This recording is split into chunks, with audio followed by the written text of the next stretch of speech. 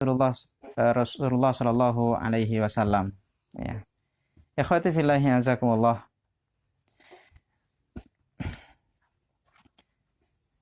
Kita patut selalu bersyukur pada Allah Subhanahu Wa Taala. Sebentar lagi juga kita akan memasuki bulan Dzulhijjah, yang mana pada bulan Dzulhijjah itu merupakan salah satu bulan yang dipenuhi dengan rangkaian-rangkaian ibadah, yang harusnya kita menjaga hal itu dengan sebaik-baiknya. Kita perhatikan apa-apa yang dicontohkan oleh Nabi, diperintahkan olehnya, dan kita perhatikan hal apa-apa saja yang mungkin perlu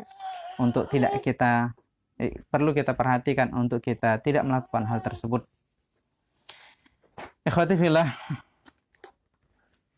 Rasulullah Shallallahu Alaihi Wasallam adalah seseorang yang begitu bijaksana dalam mensikapi kehidupan. Beliau adalah orang yang mampu ketika mendapatkan masalah, beliau menyelesaikannya dengan kebijaksanaannya. Bukan hanya sekedar bagaimana dia menggunakan powernya, bagaimana beliau menggunakan apa yang beliau miliki, tidak. Akan tetapi bagaimana supaya masalah itu betul-betul selesai dengan baik, ya, memberikan dampak baik. Itulah Rasulullah Shallallahu Alaihi Wasallam, bijak dalam menyelesaikan masalah-masalah yang ada. Dan harusnya kita juga mengikuti beliau, mencontoh bagaimana bijaknya beliau. Ya.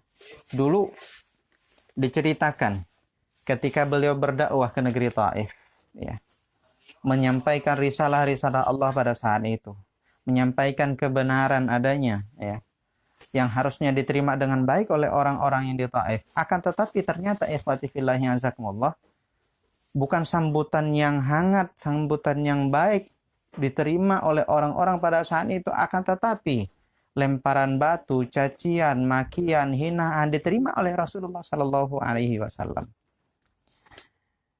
Sampai saking marahnya, murkanya malaikat terhadap orang-orang waktu itu yang di Taif.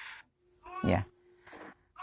Malaikat menawarkan kepada Nabi Muhammad untuk, wahai Muhammad, kenapa engkau tidak memohon kepada Allah untuk menimpakan azab kepada mereka? Ya. Atau aku timpakan nih bukit di sana, aku timpakan kepada mereka karena mereka telah kurang ajar terhadapmu. Ya, semena-mena sampai beliau mengusap darahnya. Ya.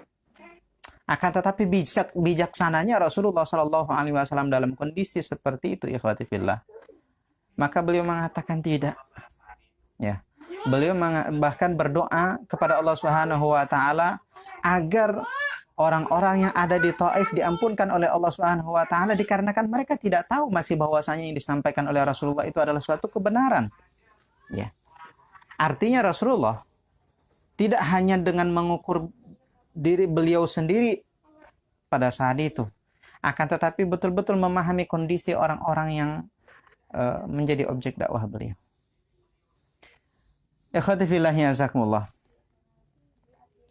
Dalam keseharian kita, sifat kehidupan itu akan senantiasa ada kenikmatan-kenikmatan yang kita dapatkan, dan di samping itu juga nanti pastinya kita akan mendapatkan hal-hal yang mungkin menjadi musibah, menjadi ujian cobaan untuk kita.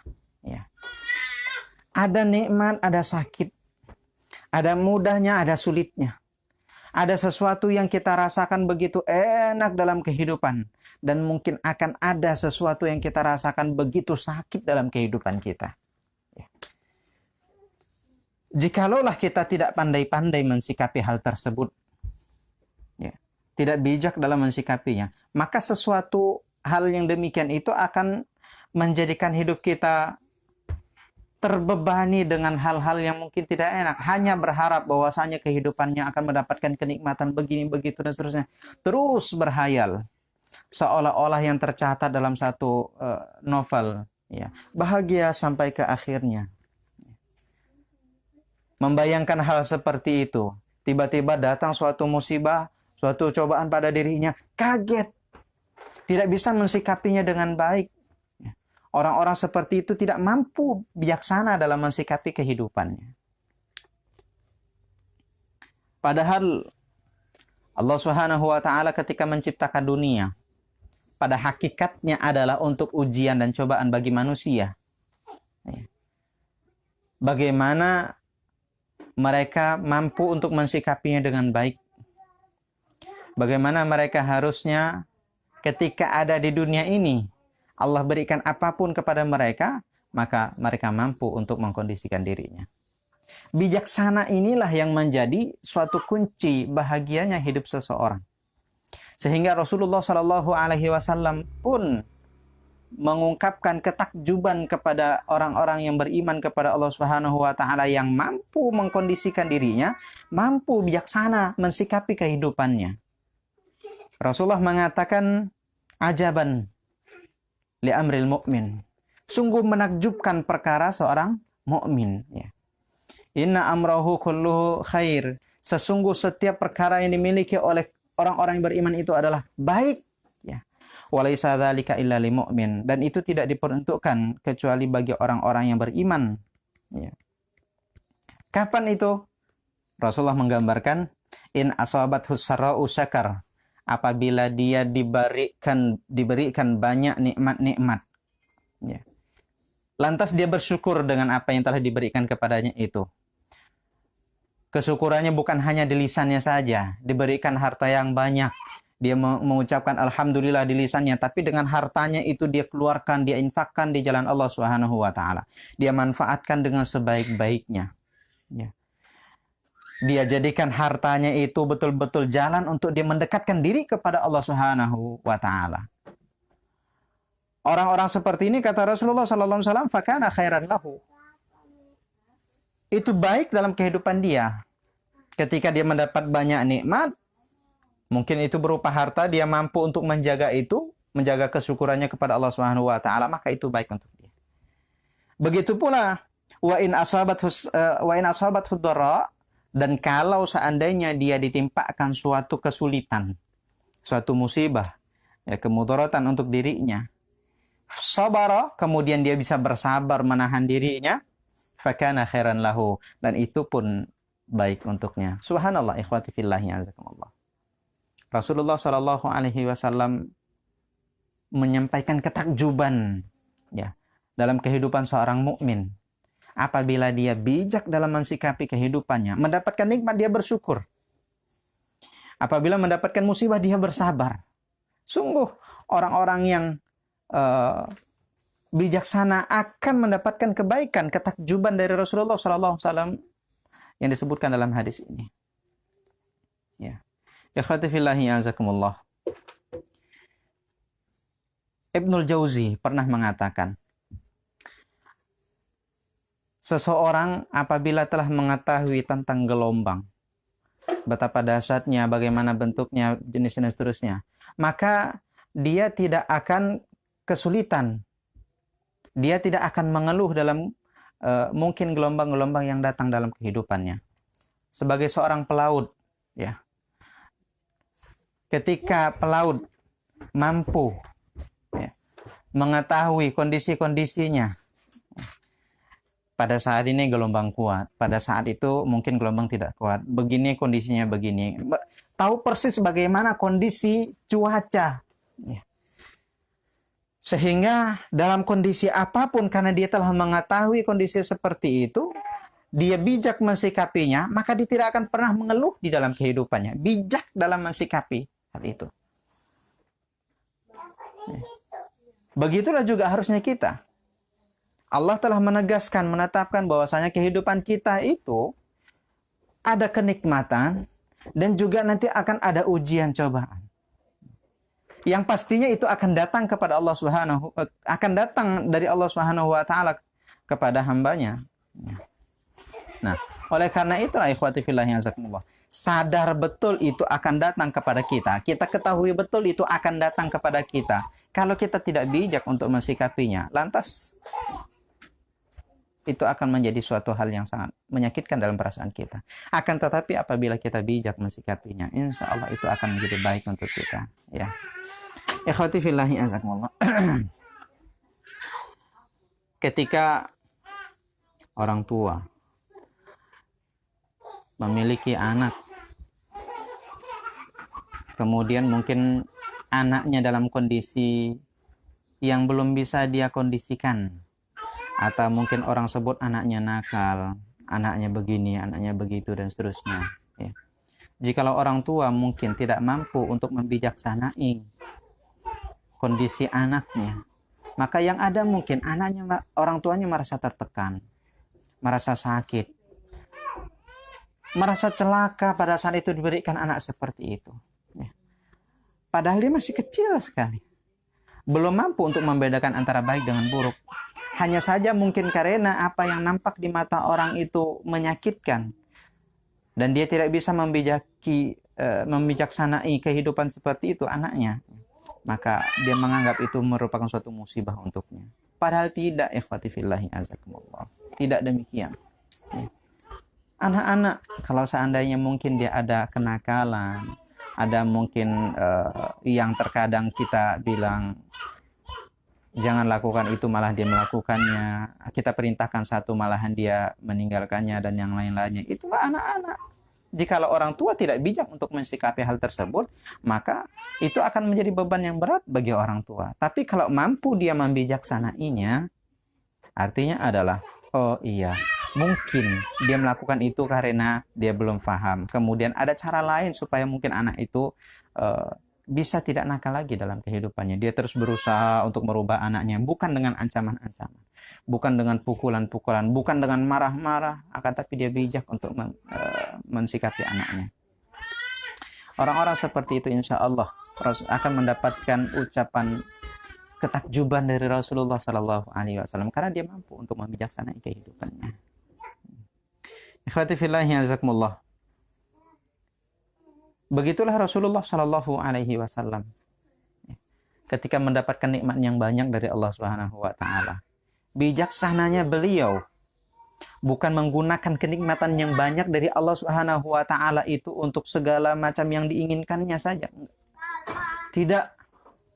Akan tetapi malahan beliau gunakan itu untuk betul-betul mensyukurinya dan lebih banyak beribadah kepada Allah Subhanahu Wa Taala. Itulah Rasulullah Sallallahu Alaihi Wasallam. Jikalau beliau mungkin tidak bijaksana, ya mungkin ya akan menggunakan kesempatan ketika beliau sudah maksum. Ya udah, pada saat ini melakukan apapun saja yang apa maunya, gitu ya. Ya, itulah mungkin kebayang juga kepada kita kalau seandainya kita diberikan garansi sudah pasti masuk surga. Kalau kita tidak bijak dalam mensikapi hal tersebut, hanya gambaran kenikmatan yang kita dapatkan gitu ya, maka mungkin kita akan berpikir ya udah, kesempatan saat ini mau melakukan apapun yang kita mau. Ya. Ikhwati fillahi azakumullah. Ya. Bijaksanalah dalam kehidupan, maka kehidupan itu akan menjadi suatu hal yang menakjubkan dalam perasaan kehidupan kita. Ikhwati fillah, berdemikian juga sebagai seorang guru, ya, jikalau tidak bijak dalam mensikapi kondisi-kondisi yang ada pada siswanya, maka keprofesian dirinya sebagai seorang guru bukan merupakan suatu kenikmatan. Harusnya profesi pada dirinya membuat enjoy, bagaimana dia harus setiap hari beraktivitas itu senang. Akan tetapi kalau seandainya tidak mampu untuk bijaksana mensikapi kondisi-kondisi siswanya, maka orang-orang seperti itu tidak mendapatkan kenikmatan dalam profesinya. Malahan terkadang terbebani, terus mengeluh dalam kehidupannya. Aduh, muridku begini, aduh, muridku begitu, aduh, tugas ini, dan seterusnya, dan seterusnya. Ya. Ketika dia tidak mampu untuk membijaksanai. Ya. Oleh karena itulah ikhwati fillahi azakumullah, bijaksananya kita tidak lepas daripada persiapan kita harusnya untuk mempersiapkan diri bagaimana harusnya kita bijaksana. Ada beberapa hal yang mungkin harus kita siapkan. Yang pertama adalah keikhlasan kita beribadah kepada Allah Subhanahu wa taala. Keikhlasan kita melakukan aktivitas-aktivitas kita, ya. Keikhlasan dalam hal apapun yang kita laksanakan dalam kehidupan, ya. Sehingga apabila betul-betul kita ikhlas bahwasanya tujuan akhir dari apa semua yang kita lakukan itu adalah lillahi ta'ala, maka suatu hal yang datang lain maka akan senantiasa kita kembalikan bahwasanya kita lakukan adalah lillahi ta'ala. Hal-hal yang menggoda yang lainnya akan kita singkirkan. Kenapa? Itu kita kembalikan lillahi ta'ala. Ya. Kita terus berharap bahwasanya apa yang kita lakukan apabila tidak mampu, tidak bijaksana dalam mensikapinya, maka mungkin pahala-pahala yang Allah gambarkan, yang Allah janjikan untuk kita akan sirna. Ikhlaslah beramal, beribadah kepada Allah Subhanahu wa taala. Kemudian yang kedua, yang mungkin juga harus kita siapkan ketika kita untuk menjadi seorang yang bijaksana adalah jangan bosan untuk menambah ilmu. Ya. Seseorang seberat apapun masalah yang diberikan kepadanya, apabila dia memiliki ilmunya, maka insya Allah hal yang berat yang ada pada dirinya karena dia memiliki ilmunya, maka dia akan mudah untuk menyelesaikannya. Mampu untuk menyelesaikan permasalahan tersebut. Berbanding terbalik dengan mereka yang mungkin tidak memiliki ilmunya. Seringan apapun tugas yang diberikan kepada dia, jikalau dia tidak memiliki ilmunya, tidak bisa untuk menyelesaikannya, berat yang dia dapatkan, padahal orang lain melihatnya tertawa. Seringan itu dia tidak mampu untuk melakukannya. Kenapa? Karena tidak memiliki ilmunya. Oleh karena itulah, penting bagi kita untuk senantiasa selalu belajar dan terus belajar. Mencari pengetahuan, bukan hanya di dalam literasi buku, dalam kehidupan kita, dengan sahabat-sahabat kita, dengan pengalaman-pengalaman yang kita rasakan, dengan segala sesuatu yang kita punya, yang ada di sekitar kita. Ya. Jadikan hal itu menjadi sumber ilmu pengetahuan untuk kita. Bagaimana harusnya kita mensikapi hal-hal yang datang pada diri kita. Sekali lagi, ikhwati fillah, ketika masalah yang berat, seberat apapun datang kepada kita, kalau kita memiliki ilmu tentang hal tersebut, seberat apapun masalahnya, insya Allah mampu kita menyelesaikannya. Karena kita memiliki ilmunya. Dan seringan apapun masalah yang datang pada diri kita, ketika kita tidak mampu, tidak memiliki ilmu dalam penyelesaiannya, maka itu tidak akan pernah menjadi mudah. Contohlah mungkin ketika seorang siswa diberikan tugas, ya. Bagi mereka yang sudah mengerti, mengetahui caranya, mengetahui ilmunya, mereka akan dengan senangnya melaksanakan tugas itu. Menjawab pertanyaan-pertanyaan yang diberikan kepadanya. Menjawab soal-soal yang telah diberikan kepadanya. Berbanding terbalik dengan mereka yang mungkin masih belum tahu, oh ini bagaimana caranya, ini bagaimana caranya. Tidak tahu cara mereka untuk menyelesaikannya. Berat terasa oleh mereka, padahal mungkin pertanyaan-pertanyaannya, soal-soal yang diberikan kepadanya itu mudah. Begitulah juga harusnya kita dalam pelaksanaan ibadah. Ya. Bagaimana seseorang mungkin merasakan berat untuk melakukan sholat. Mengapa? Mungkin karena kurangnya pengetahuannya, kurangnya ilmunya tentang sholat, sehingga dia merasa berat untuk melakukannya. Bukan hanya sekedar bagaimana cara dia melakukannya, ya. Akan tetapi bagaimana harusnya sebaik-baiknya dia melakukannya. Bagaimana harusnya sholatnya itu bisa menghindarkan dirinya daripada perbuatan keji dan mungkar. Ya. Harusnya seperti itu, ikhwati fillah, jikalau seseorang telah memiliki ilmunya. Oleh karena itulah, jangan bosan untuk menambah ilmu pengetahuan dalam kehidupan kita. Sehingga hal apapun yang datang pada diri kita, kita mampu untuk membijaksanai hal tersebut. Insya Allah, itu menjadi suatu hal yang menakjubkan. Yang seperti yang disebutkan oleh Rasulullah SAW, ketika kita mampu untuk mensikapi hal tersebut. Kemudian selanjutnya adalah teruslah bersabar, ya. Teruslah menjaga kesabaran. Sabar dalam setiap apa yang datang pada diri kita. Dalam hal ibadah, kita sabar untuk taat kepada Allah Subhanahu wa taala, ya. Sabar ketika datang hal-hal yang haram di hadapan kita. Ketika dalam masalah musibah, maka kita sabar dalam takdir-takdir yang telah datang kepada kita. Kita ikhlaskan semuanya hanya karena Allah. Kita tambah pengetahuan kita dengan sebanyak-banyaknya. Teruslah belajar untuk mengasah diri kita bersabar. Dengan hal itu insya Allah kita akan bisa menjadi seorang yang bijaksana dalam kehidupan. Bagaimana harusnya kita mensikapi baik buruknya dalam kehidupan kita ini. Ikhwati fillah, semoga kita bisa mencontoh Rasulullah SAW, bijaknya beliau dalam penyelesaian masalah. Apakah itu di keluarga beliau, dalam kehidupan kemasyarakatan beliau, dalam dakwah beliau, dan yang lain-lainnya. Dalam keluarga, beliau dengan indahnya menyelesaikan masalah-masalah yang terkadang ada di hadapan beliau, bukan dengan kemarahan. Suatu ketika Rasulullah kedatangan tamu, ya. Kemudian Aisyah marah, ya, dengan melemparkan makanan yang ada di tangannya di hadapan orang seperti itu. Tapi dengan bijaksananya Rasulullah Shallallahu Alaihi Wasallam pada saat itu mengatakan, ghadibat ummukum, lihatlah ibu kalian sedang marah. Ya. Bijaksananya Rasulullah Shallallahu Alaihi Wasallam mensikapi seperti itu, sehingga langsung sadar Aisyah telah melakukan perbuatan yang keliru. Ya. Datang minta maaf Aisyah, kemudian Rasulullah mengatakan, jikalau minta maaf kembalikan, datang ke sini dengan sesuatu yang sama persis seperti yang tadi. Ya. Selesai masalahnya. Bukan dengan marah-marah yang mungkin disampaikan oleh Rasulullah. Padahal pada saat itu Rasulullah mungkin mampu untuk marah, tapi Rasulullah tidak marah. Ya. Begitu juga di dalam dakwahnya Nabi Muhammad SAW. Jikalau tidak bijak, maka mungkin 1000 kebaikan yang akan disampaikan akan hilang hanya karena mungkin satu kekeliruan yang dilakukan. Bijaknya beliau begitu. Begitulah juga harusnya kita di dalam dakwah. Ya. Sebagaimana yang oleh para ulama sampaikan, dakwah itu adalah seni untuk mengetuk pintu hati orang. Jikalau kita tidak memiliki seninya, tidak bijak dalam melihat orang, dalam melihat kondisi begitu, maka kita tidak akan mampu untuk mengetuk pintu hati mereka. Ya. Tidak mau mereka untuk membukakan pintu hati mereka untuk menerima dakwah. Ya.